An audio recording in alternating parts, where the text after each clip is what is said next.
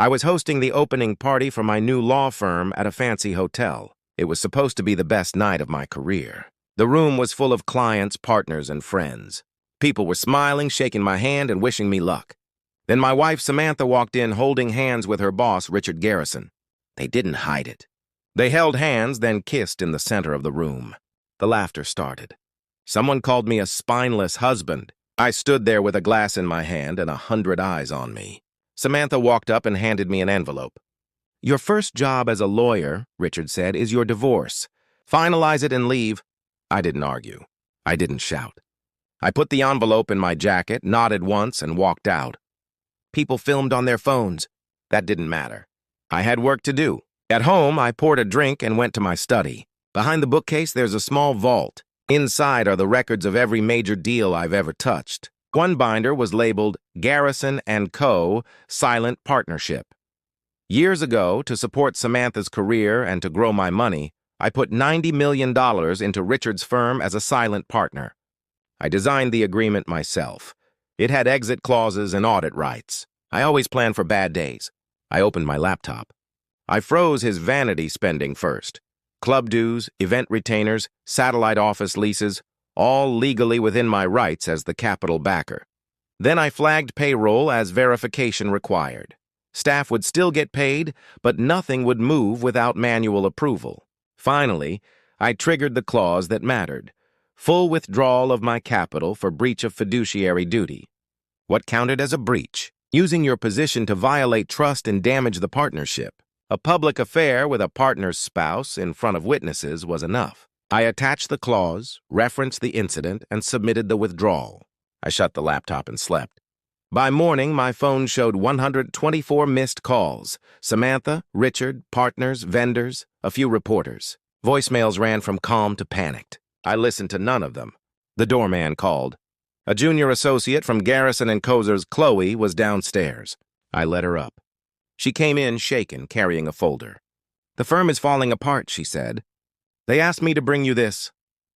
Inside was an offer: profit share, a board seat, naming rights, if I would undo the damage and put the money back. I thanked her and handed her my own envelope. "Give this to Richard and Samantha only," I said. "They have 24 hours. At 9 a.m., I walked into their conference room. The partners were waiting. Richard looked exhausted. Samantha looked polished but hollow. I set down copies of the agreement, the breach clause, and a short list of terms. "Here's how this ends," I said. Richard resigns as managing partner today. Samantha gives up every ownership claim she negotiated under him. The firm acknowledges my $90 million repayment with interest and a breach penalty. In exchange, I take financial control with veto power on big decisions. They argued in circles about arbitration, about definitions, about fairness. I answered each point with a page of their own contract. There was no path around the signatures they had already given me. One by one, they signed again. The deal was done. I left with the papers in my case and the firm in my control. 2 days later, I met a public interest lawyer in Brooklyn named Isabella Torres.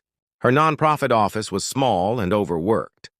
She told me what she would do if she had real funding: hire staff, open clinics in every borough, take tenant, worker, and immigration cases no one else would touch. I wrote a check for $15 million and handed it to her. "Build it," I said. For once, a law office felt honest. The press wanted a statement about Garrison & Co. The draft from Richard's PR team was full of empty phrases: strategic focus, fresh leadership, ongoing transition. I told Samantha to meet me in a quiet cafe. We cut the draft line by line. The final statement admitted what mattered.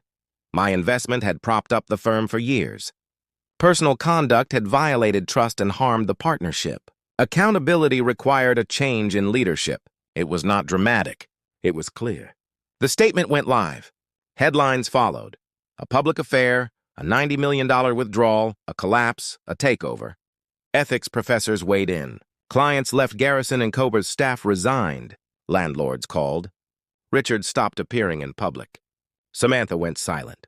My phone changed, too. Schools asked me to guest lecture on contracts and ethics. Bar committees wanted me on panels. Publishers called.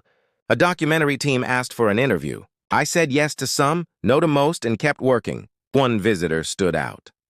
Dr. Camille Rhodes, who taught corporate ethics at Columbia, came to my apartment with a tablet full of notes. She said my withdrawal strategy was the cleanest example she'd seen of using contract law to create real consequences for personal misconduct that harms a business. We talked for hours, not about gossip, but about structure and duty and how to design agreements that make good behavior the only rational choice. She asked me to speak to her students. I agreed. Meanwhile, Isabella and her team put the funding to work. They hired lawyers. They opened neighborhood clinics. They won a case for tenants who were being pushed out by a slumlord. They recovered wages for injured workers. They stopped 3 foreclosures. Every week, a small fight was won for someone who had no chance in the old system. Watching that felt better than every corporate victory I'd ever had. 6 months passed.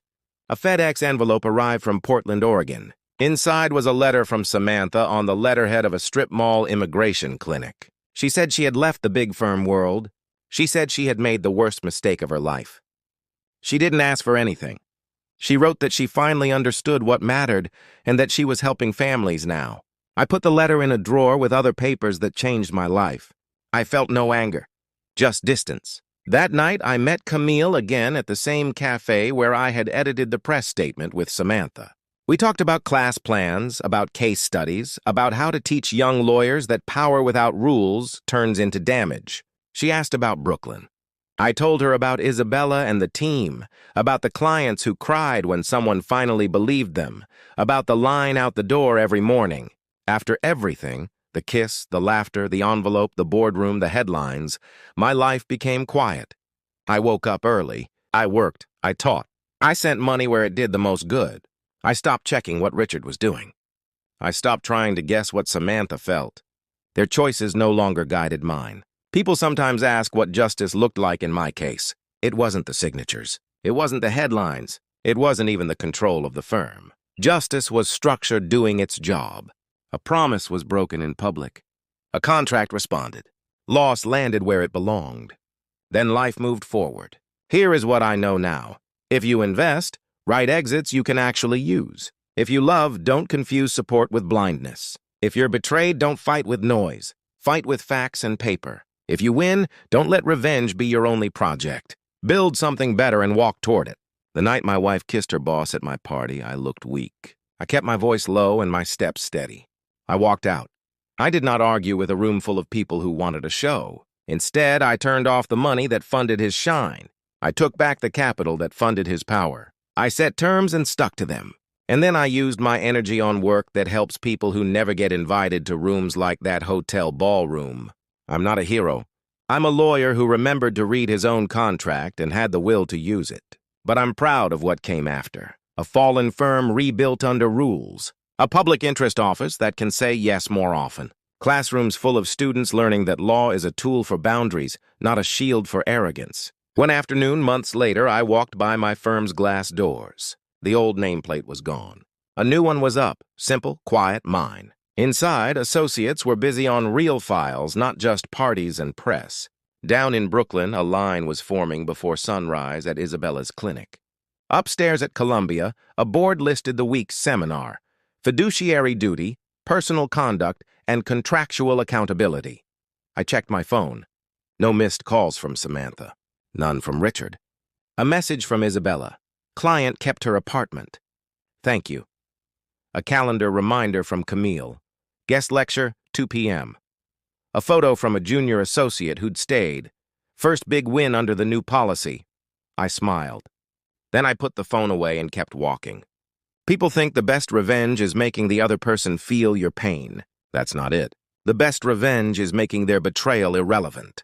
My wife and her boss tried to turn my biggest night into a joke. I turned their moment into a footnote. The life I built afterward is the story.